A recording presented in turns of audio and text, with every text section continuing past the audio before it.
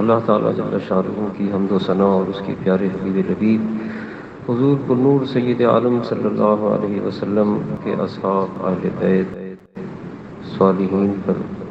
آپ کے بعد بے شمار درود اور سلام، اللہ تعالیٰ کی رحمتیں برکتیں، اور رب کریم ہمیں بھی ان نیکوں کے طفیل و برکات ثمرات نصیب فرمائے۔ حصول برکت کے لیے قرآن مجید فرقان حمید سے ایک آیت مقدسہ آپ کے سامنے ابھی تلاوت کی، جس میں ارشاد باری تعالیٰ ہے: اے ایمان والو، اللہ سے ڈرو، یا ایھا الذین آمنوا اتقوا اللہ، اے ایمان والو اللہ سے ڈرو، وکونوا مع الصادقین، اور سچوں کے ساتھ ہو جاؤ۔ اللہ تعالیٰ و تبارک جل جلالہ و عم نوالہ نے ایمان لانے کے بعد جو صاحب ایمان ہو گئے، مومن ہو گئے، ان کے دین، ان کے ایمان کی حفاظت کی ضمانت یہ دی کہ ایک تو اللہ سے ڈرو، ڈرتے رہو، خوف الہی تمہارے دلوں میں رہے، اور دوسرے ایمان اور خوف الہی کے ساتھ ساتھ اس کی حفاظت، اس کی برکت اور اس میں ترقی کا ذریعہ اور صورت یہی ہے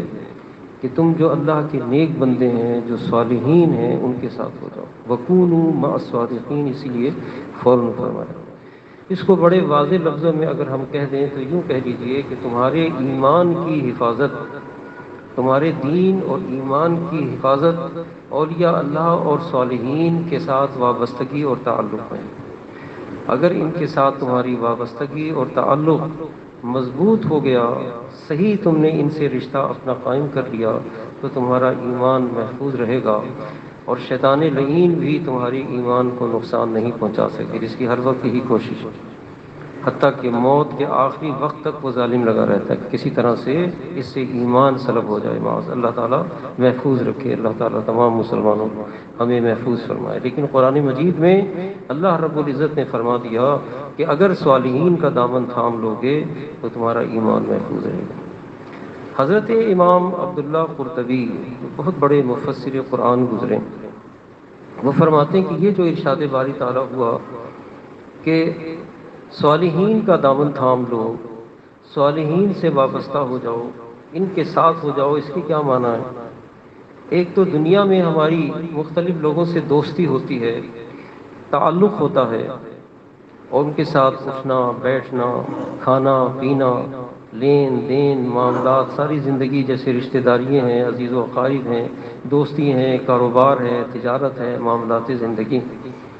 ایک تو وہ ہے۔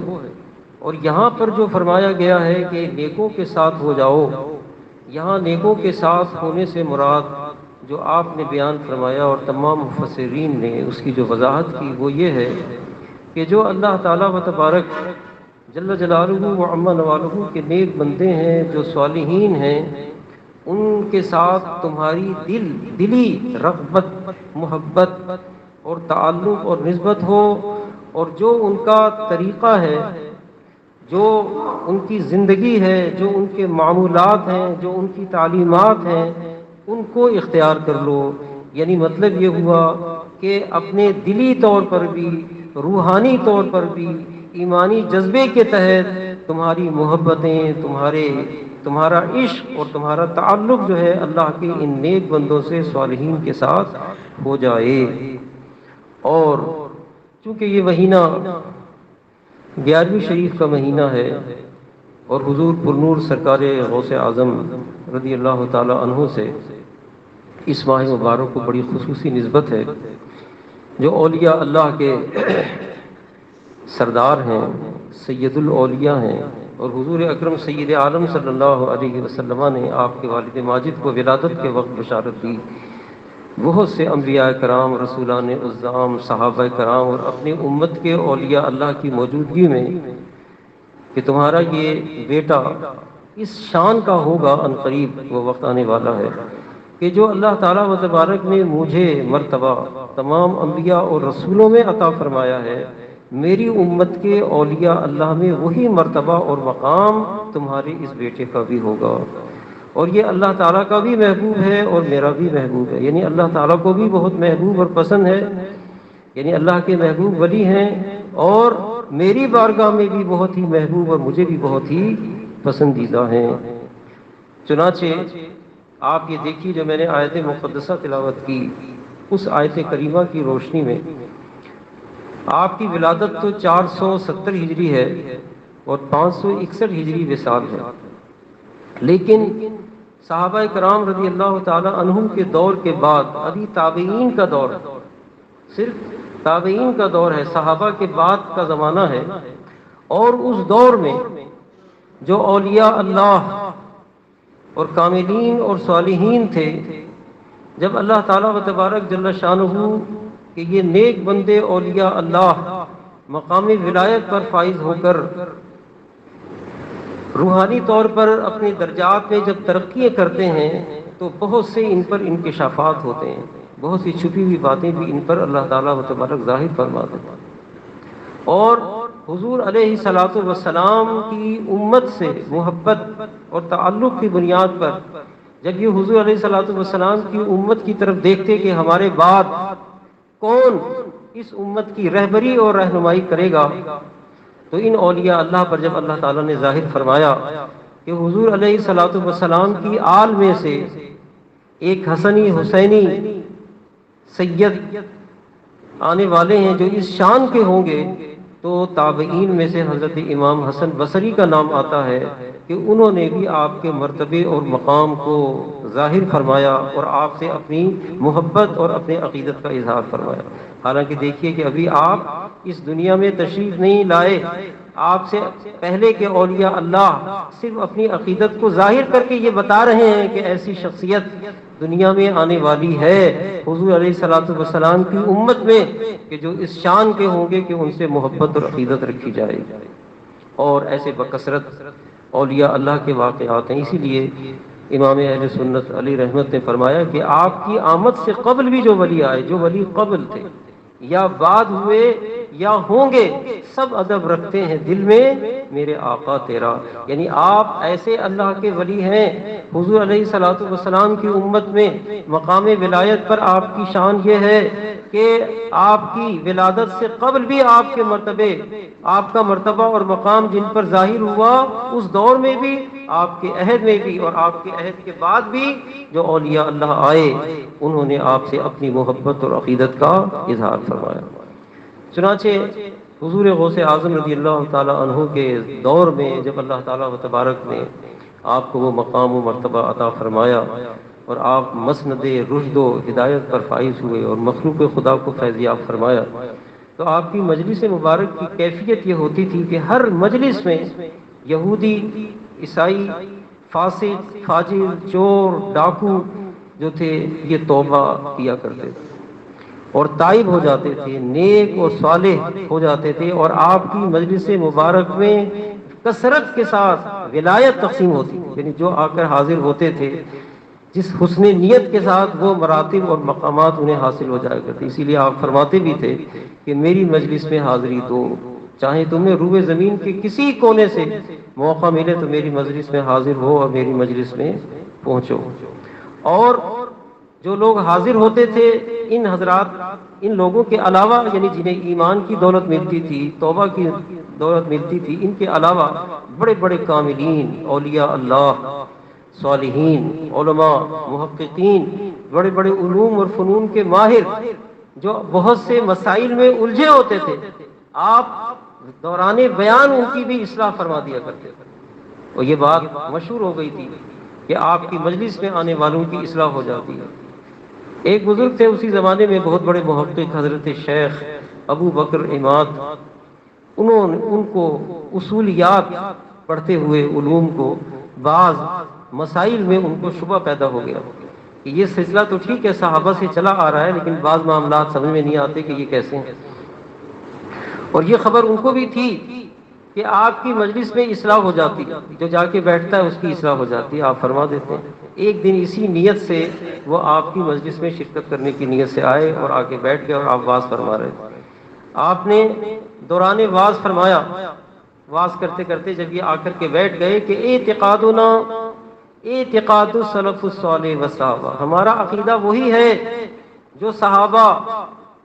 سلف صالحین اور اولیاء امت سے چلا آ رہا ہے آپ کے عہد تک۔ ہم اس سے انحراف کرنے والے اور اس سے ہٹنے والے نہیں ہیں، اسی پر چلتے ہیں جو صحابہ سے چلا آ رہا ہے۔ ان کے ذہن میں خیال آیا کہ جب کوئی بیان کر رہا ہوتا ہے، واعظ میں ہوتا ہے، تو کبھی کبھی اس کو خیال آتا ہے، وہ بات کہہ جاتا ہے، شاید یہ اندازے بیان میں یہ بات کہہ گئے۔ آپ نے دوبارہ پھر یہی جملہ ریپیٹ کیا، پھر ان کو خیال آیا کہ شاید کبھی کبھی کوئی بات دوبارہ دہرائی جاتی ہے تاکہ لوگوں کی سمجھ میں آ جائے، اور تیسری مرتبہ جب ان کے دل میں خیال آیا کہ شاید یہ میرے لیے نہیں کہا ہے، تو آپ نے ان کا نام لے کے مخاطب فرمایا کہ اے ابو بکر عماد، ہمارا عقیدہ وہی ہے جو صحابہ کا ہے، جو اہل بیت کا ہے، جو اولیاء امت اور صالحین کا ہے۔ یعنی جس مسئلے میں تمہیں شبہ پیدا ہوا کہ ان اکابرین سے ہٹ کر میرے تمہارے سامنے جو دلائل آ رہے ہیں کہ میں اس پر چلا جاؤں، بلکہ اس پر انہی پر قائم رہو۔ اور ساتھ ہی فرمایا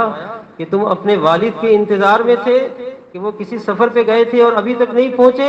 تمہارے والد تمہارے گھر پہنچ گئے ہیں۔ وہ کہتے ہیں کہ میں مجلس سے اٹھ کے جب گیا، گھر پہنچا تو میرے والد جو تھے وہ گھر پر موجود تھے۔ تو سرکار غوث اعظم رضی اللہ تعالی عنہ کا بھی وہی عقیدہ ہے جو اس آیت کریمہ میں اللہ رب العزت جل جلالہ وعظم نوالہ نے تعلیم دی کہ اے ایمان والو، اللہ سے ڈرو، یا ایھا الذین آمنوا اتقوا اللہ وکونوا مع الصادقین، اور سچوں کے ساتھ ہو جاؤ، اور سچوں کے دامن کو مضبوطی کے ساتھ تھام لیا جائے۔ اسی طرح سے شیخ حضرت نجیب الدین سہروردی جو عراق کے مشائخ اور بزرگوں میں سے ہیں، ان کے بھتیجے ہیں حضرت شیخ عمر شہاب الدین سہروردی، ان کو علم کلام پڑھنے کا بہت شوق تھا، اور علم کلام پر بہت ساری کتابیں انہوں نے زبانی حفظ کر لی تھی۔ ایک دن آپ کے چچا حضرت شیخ نجیب الدین جو تھے اپنے بھتیجے حضرت شیخ عمر شہاب الدین سہروردی علیہ رحمت کو اپنے ساتھ لے کر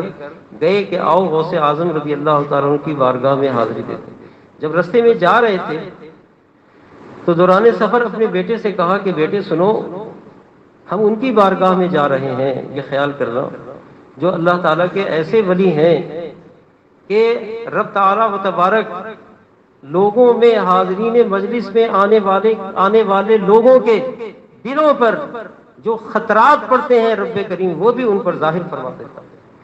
اور جس کی چاہتے ہیں وہ اصلاح فرماتے ہیں۔ لہذا ان کی بارگاہ میں ادب سے بیٹھنا، اپنے دل کے خیالات کو بھی محفوظ رکھنا، ادب سے بیٹھنا تاکہ کچھ حاصل ہو۔ با ادب با نصیب، بے ادب بے نصیب، جیسے بڑے چھوٹوں کو تعلیم دیتے ہیں، آج کل یہ چیز بھی ہمارے معاشرے میں ختم ہو گئی۔ یہ تعلیم ان کی تربیت کر رہے تھے کہ ان کی بارگاہ میں جب ہم بیٹھیں تو ادب کے ساتھ بیٹھیں، اپنے دل اور خیالات کو بھی محفوظ رکھنا، ادب سے بیٹھنا۔ اور جب ان کی بارگاہ میں پہنچے، حاضری ہوئی، تو آپ کے چچا نے بارگاہ غوثیت میں عرض کی کہ حضور یہ میرا بھتیجا ہے اور اس کو علم کلام پڑھنے کا بہت شوق ہے، اور اس نے بڑی کتابیں حفظ کر رکھی ہیں۔ تو وہ فرماتے ہیں حضرت شیخ عمر شہاب الدین سہروردی کہ جب میرے چچا نے بارگاہ غوثیت میں عرض کی جو آپ کی بارگاہ میں بڑے مقبول بھی تھے، تو فرماتے ہیں کہ میں نے دیکھا کہ واللہ حضور غوث اعظم نے اپنا دست مبارک میرے سینے پر پھیرا، بس آپ کا ہاتھ پھیرنا تھا کہ میرے سینے سے سارے علوم جو تھے وہ محو ہو گئے، نکل گئے، یعنی کوئی اس میں سے باقی نہ رہا۔ اور اللہ تعالیٰ و تبارک نے آپ کے دست مبارک کی برکت سے وہبی علوم جو تھے یعنی علم لدنی کو میرے سینے کے اندر بھر دیا، اور جب میں آپ کی بارگاہ سے اٹھا تو میری زبان پر علم اور حکمت جو تھا وہ جاری تھا۔ تو یہ اولیاء اللہ کی بارگاہ کی برکتیں اور ان کی توجہات کے فیوز اور برکات کا یہ عالم ہے۔ سرکار غوث اعظم رضی اللہ تعالی عنہ کے عہد میں بھی جو کامل اولیاء اللہ تھے، وہ اپنے مریدین کو، اپنے متعلقین کو جب کوئی تعلیم دیتے، گفتگو کرتے، تو یہ وصیت کیا کرتے تھے کہ جب بغداد شریف جاؤ اور تمہیں موقع ملے تو وہاں ان کی بارگاہ میں حاضری دو، ان سے فیض یاب ہو۔ چنانچہ عراق ہی کے علاقے میں حضرت شیخ احمد کبیر رفاعی علیہ رحمت و رضوان ایک بہت بڑے بزرگ گزرے، اہل سادات میں سے ہیں۔ جب یہ مدینہ شریف حاضر ہوئے 5ویں صدی ہجری میں، تو بارگاہ رسالت میں عرض کی کہ حضور جب تک میں آپ کی بارگاہ میں نہیں آیا تھا تو میری روح آپ کی بارگاہ میں سلام عرض کرتی تھی اور حاضر ہوتی تھی۔ آج میں خود آپ کی بارگاہ میں حاضر ہوں، اور میری دلی تمنا اور خواہش یہ ہے کہ آپ کا دست مبارک جو ہے میں زیارت کروں اور مجھے 10 بوسی نصیب ہو جائے۔ تو تاریخ میں لکھا ہے کہ آپ کی قبر مبارک شق ہوئی اور حضور پر نور علیہ الصلوۃ والسلام کہ دست مبارک کو آپ نے اپنے ہاتھوں میں لیا، بوسہ دیا، ظاہری باطنی بہت سی برکات ثمرات آپ نے حاصل کی۔ یہی شیخ احمد کبیر رفاعی اپنے مریدین اور محبین اور خلفاء کو جب تعلیم دیتے تھے تو کہا کرتے تھے کہ اس وقت حضرت شیخ عبد القادر جیلانی علیہ رحمت کی شان یہ ہے کہ ان کے دائیں طرف شریعت اور بائیں طرف طریقت کا دریا ہے، وہ اس میں سے جس میں سے چاہتے ہیں ایک چلو لے لیتے ہیں، اور جو آنے والے ہیں جیسے چاہتے ہیں ان کو فیضیاب فرماتے ہیں۔ جب تمہیں موقع ملے ان کی بارگاہ میں حاضری دو۔ انہی کی مجلس میں ایک حضور غوث اعظم رضی اللہ تعالیٰ کی بارگاہ میں رہنے والے خادمین میں سے، مرید میں سے حاضر ہوئے تو ان سے آپ بڑی ادب سے ملے، ان کو اپنے قریب بٹھایا اور اس کے بعد فرمایا کہ ان کے فضائل اور مناقب بیان کرو۔ حضرت شیخ یعنی غوث اعظم رضی اللہ عنہ وہ کھڑے ہوئے اور فضائل اور مناقب بیان کرنا شروع کر دیے۔ حضور غوث اعظم رضی اللہ تعالیٰ عنہ کی فضیلتیں، ان کے کرامات، ان کی فیوز و برکات۔ اتنے میں آپ نے سنا ہوگا کچھ منہ چڑے قسم کے مرید بھی ہوتے ہیں۔ ایک صاحب کوئی آپ کے مریدوں میں سے آئے اور آ کے بیٹھ گئے، کافی دیر سنتے رہے، اور اس کے بعد ان کے منہ سے یہ کہیں نکل گیا کہ اب بس کرو، ہمارے جو شیخ تشریف فرمائے ان کے بھی فضائل کچھ بیان۔ بس یہ کہنا تھا کہ حضرت شیخ احمد کبیر رفاعی رضی اللہ تعالیٰ عنہ کو جلال آ کے فرمایا کہ میں تو اللہ کے محبوب ولی جو تمام اولیاء اللہ کے بھی محبوب ہیں، ان کے شان اور ان کی عظمت کو سننے کے لیے ان سے عرض کر رہا ہوں، اور تو انہیں روک کر کہتا ہے کہ میں نے اتنے جلال میں ان کی طرف دیکھا کہ ان کی روح ہی فرق پرواز کرے، فرمایا لے جاؤ اس کو۔ تو یہ اللہ تعالیٰ و تبارک جل جلالہ و عم نوالہ نے حضور پر نور سرکار غوث اعظم رضی اللہ تعالیٰ عنہ کی عقیدت اور محبت اہل اللہ کے، اولیاء اللہ کے دلوں میں عطا فرمائی تھی۔ اور اسی لیے میں نے پہلے بھی عرض کیا تھا، پچھلے جمعے بھی 11ویں شریف کی جو خاص تاریخ تھی، حضرت امام ربانی مجدد الفسانی فاروق احمد سرہندی رضی اللہ تعالیٰ عنہ مکتوبات شریف کے دفتر سوم میں فرماتے ہیں، کئی جلدیں ہیں اس کی، جو قرآن اور سنت کی عین ترجمانی ہے، تصوف کا بہترین سرمایہ اور ذخیرہ ہے آپ کے مکتوبات شریف۔ اس میں فرماتے ہیں کہ آپ اللہ تعالیٰ و تبارک کے ان اولیاء اللہ اور میں سے ہیں کہ جن کی فیوز اور برکات اور فیضان کا سلسلہ جس طرح سے آپ کی حیات مبارکہ میں جاری تھا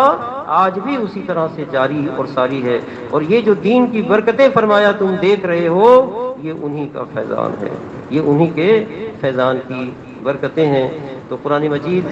فرقان حمید نے ہمیں جو تعلیم دی کہ اے ایمان والو اللہ سے ڈرو، وَكُونُوا مَعَ الصَّادِقِينَ، اور سچوں کے ساتھ ہو جاؤ۔ تو سچوں کے ساتھ ہو جانے کا مطلب یہ ہے کہ ہماری روحانی طور پر، قلبی طور پر ہماری دل کی کیفیات جو ہیں اہل اللہ سے،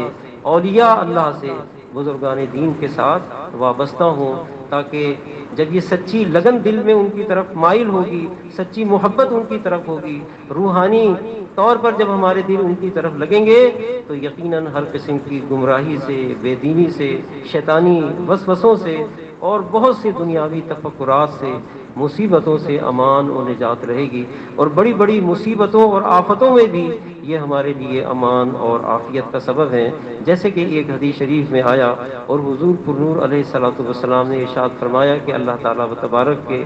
بکثرت نیک بندوں سے، کیونکہ کونوا مع الصادقین ہے، تمام اولیاء اللہ ایک ہیں، سب وہی فیض دینے والے ہیں۔ مرکز تو حضور علیہ الصلوۃ والسلام کی ذات مقدسہ ہے، پھر خلفائے راشدین ہے، پھر حضرت علی کرم اللہ تعالیٰ وجل کریم ہے، اور انہی سے تمام اولیاء اللہ جو ہیں فیض یاب ہے۔ تو کونوا مع الصادقین فرمایا ہے۔ تو حدیث میں حضور نے فرمایا کہ اولیاء اللہ تعالیٰ کے بکثرت اولیاء اللہ سے اپنی نسبت، اپنی محبت اور اپنے تعلق کو قائم کرو، اور حدیث شریف کے آخری الفاظ یہ ہیں کہ اس لیے کہ وہ تمہاری بڑی بڑی مصیبتوں میں، مشکلات میں کام آنے والے ہیں، اور اس میں سب سے بڑی ہماری امان اور عافیت یہ ہے کہ ہمارے دین ایمان کی حفاظت کی ضمانت قرآن مجید نے یہ دی کہ اولیاء اللہ سے ہماری نسبت اور تعلق جو ہے وہ مضبوط اور وہ مستحکم ہو۔ اللہ تعالیٰ و تبارک جل شانہ ہو، یہی اہل سنت و جماعت کا مسلک ہے، جو اولیاء اللہ صالحین اور علماء ربانیین کا صالحین کا راستہ ہے۔ اللہ تعالیٰ و تبارک اسی پر ہمیں قائم رکھے اور ہر گمراہی اور بے دینی سے محفوظ فرمائے۔ آمین و آخر دعوانا ان الحمد للہ۔